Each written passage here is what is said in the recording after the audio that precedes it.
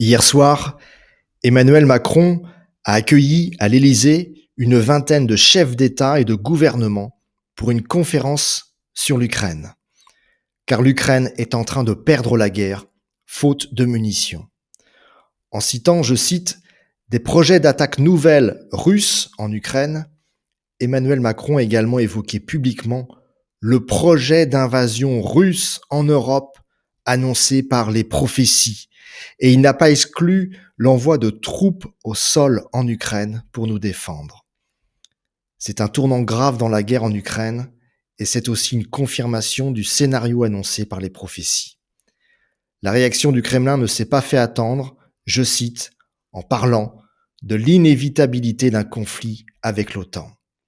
Ceci justifie cette vidéo d'alerte. Nous approchons dangereusement des grands événements. Si la guerre semble à nos portes, autre signe annoncé par les prophéties, les conflits sociaux se multiplient partout en Europe, notamment via les agriculteurs. Comme on le voit ici sur ces images, à Bruxelles, il y a quelques heures seulement, des agriculteurs ont envahi les rues près du Parlement européen où se tenait une réunion entre les 27 ministres de l'agriculture en Europe. La situation de l'agriculture européenne est catastrophique. Il n'y a pas assez de repreneurs.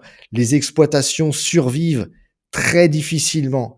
Et qui plus est, dans un contexte où, comme les prophéties l'avaient annoncé, le ciel semble nous envoyer de nouveaux signes alarmants.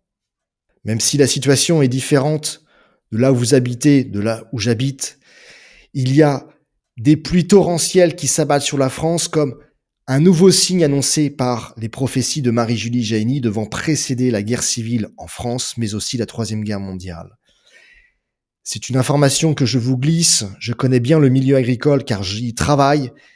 Il y a des semis qui pourrissent parce qu'il y a eu des pluies diluviennes depuis le mois d'octobre où les premiers semis ont pu avoir lieu, d'autres n'ont pas pu être faits puisque les parcelles étaient inondées, saturées en eau. Et le fait qu'il y ait ces pourrissements de graines fait que déjà, on peut entrevoir de mauvaises récoltes, des retards de récolte, comme annoncé par Marie-Julie Jaïni. Et si c'est le bazar sur le plan intérieur, sur le plan climatique, eh bien, en Russie, Vladimir Poutine a fait un petit tour dans un bombardier nucléaire, ce qui crée encore ce climat d'ambiance négatif, ces rumeurs de guerre. Et malheureusement, cette guerre risque de se produire bientôt. Quand? Ça restera toujours la bonne question. Quand aura-t-elle lieu? Je n'en sais rien.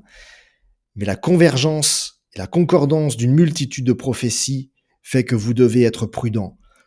Préparez-vous, continuez de vous préparer.